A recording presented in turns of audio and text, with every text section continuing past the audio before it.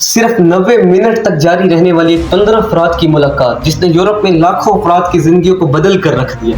60 لاکھ یہودیوں کو موت کے گھاٹ اتار دیا جاتا ہے صرف 12 سالوں میں۔ دوسری جنگ عظیم میں ایک سوچی سمجھی چال سے لاکھوں افراد کو قتل کیا جاتا ہے نفرت اور نسل پرستی کی بنا پر۔ ایک ایسا واقعہ جس نے یہ بتایا کہ انسان اگر اپنی درندگی پر اترتا ہے تو کیا کر گزرتا ہے۔ ایک ایسا واقعہ جو دنیا نے کبھی کہیں اور نہیں دیکھا اور اس کو نام دیا جاتا ہے دی holocaust. It is difficult to track down one single event that sparked the conflict, for ultimately it was a series of events that conspired together to eventually light the flame of war. The world's most hated treaty, the Treaty of Versailles, thus starting World War II in 1939. The whole world is against Hitler and Hitlerism. دوستو السلام علیکم۔ یہ بات ہے 1933 کی جب Adolf Hitler Germany کا chancellor بنے۔ National socialist German workers party جسے نازی پارٹی بھی کہا جاتا ہے، یہ 1920 سے لے کر 1945 تک جرمنی میں ایک انتہائی دائیں بازو کی سیاسی جماعت تھی جس کی قیادت ایڈولف ہٹلر خود کر رہے تھے۔ اس پارٹی کا نظریہ نسل پرستی، قوم پرستی اور یہودیوں کے خلاف شدید نفرت کرنا تھا۔ یہ پارٹی 1933 میں آئی اور جرمنی کو ایک آمرانہ ریاست میں تبدیل کر دی۔ نازی پارٹی کے نظریات اور سیاسی پالیسیوں نے دوسری عالمی جنگ عظیم یعنی ورلڈ وار 2 اور ہولوکاسٹ جیسے المناک واقعات کو جنم دیا۔ اس پارٹی کا سربراہ ہٹلر جو یہودیوں سے بہت زیادہ نفرت کرتا تھا۔ اس کے پیچھے کئی وجوہات تھیں جیسے تاریخی، سیاسی اور ذاتی مسئلے، کیونکہ پہلی جنگ عظیم کے بعد جرمنی کو شدید معاشی اور سماجی مشکلات کا سامنا کرنا پڑا تھا اور ہٹلر نے ان مسائل کا الزام یہودیوں پر ڈالا۔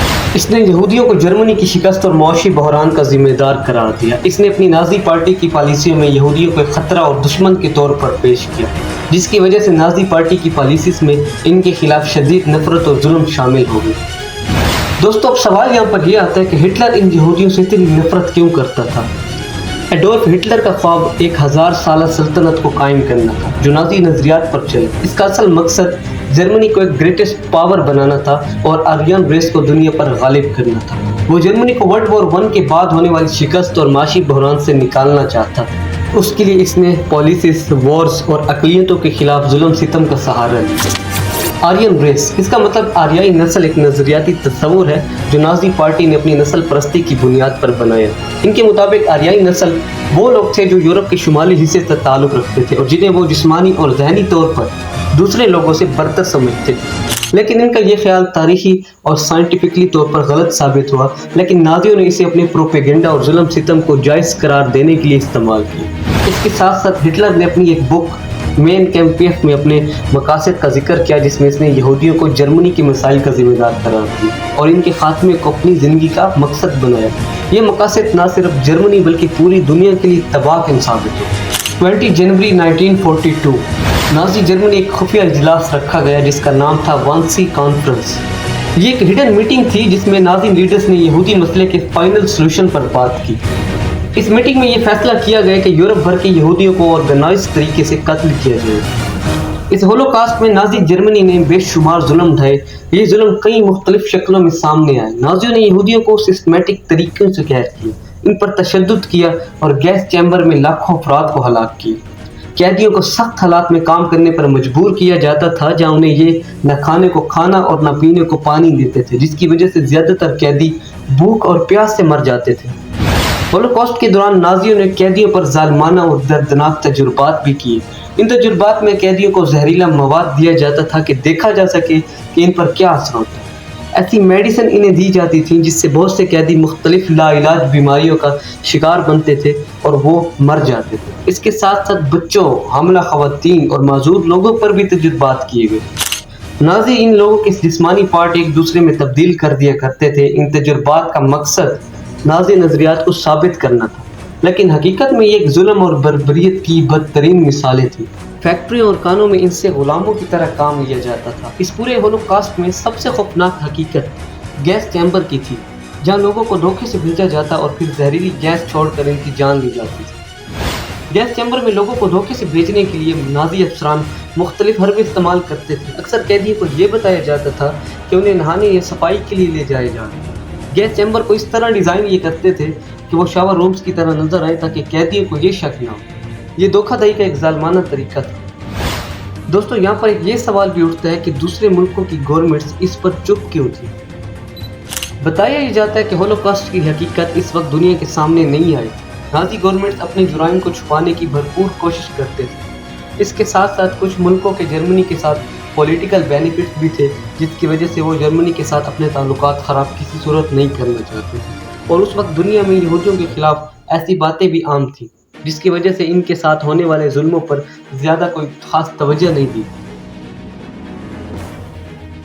جیسا کہ میں نے آپ کو ویڈیو کے شروع میں بتایا کہ 1933 سے لے کر 1945 تک قریب 12 سال ان پر ظلم ڈھائے تھے۔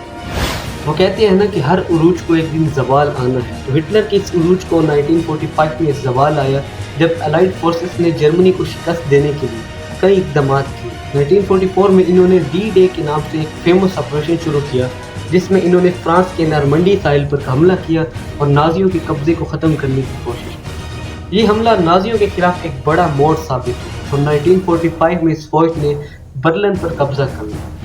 ہٹلر نے جب دیکھا کہ ان کی شکست یقینی ہے اور جرمنی اب ہار چکا ہے، ختم ہو چکا ہے، تو اس نے اپریل 1945 میں خود کو گولی مار کر سوسائڈ کر لی، جس کے بعد نازی گورنمنٹ ختم ہو گئی۔ ہولوکاسٹ کے بعد دنیا کو اس کی شدت کا مکمل احساس ہوا اور مختلف اقدامات کیے گئے تاکہ ایسا ظلم دوبارہ نہ ہو سکے۔ مختلف ممالک میں ہولوکاسٹ کے متاثرین کی یاد میں میوزیم بنائے گئے تاکہ اس ظلم کو یاد رکھا جائے اور فیوچر میں ایسا نہ ہونے دیا جائے۔ 1945 میں یہودیوں کے لیے ایک محفوظ وطن کی قیام کا مطالبہ زور پکڑ گیا، جس کے نتیجے میں اسرائیل ایک علیحدہ ملک بنا۔ یہ فیصلہ کافی تنازعات کا شکار بھی رہا، مگر یہودیوں کے لیے ایک نئی امید بھی ثابت ہوئی۔ ہولوکاسٹ ہمیں یہ سبق ملتا ہے کہ نفرت، تعصب اور ظلم کے نتائج کتنے بھیانک ہو سکتے۔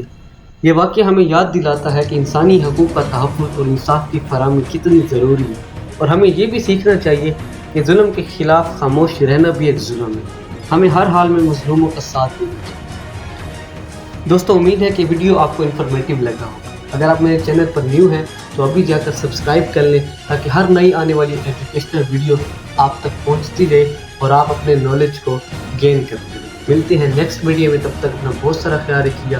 خدا حافظ، and like, share and subscribe کرنا بالکل بھی نہ بھولیں۔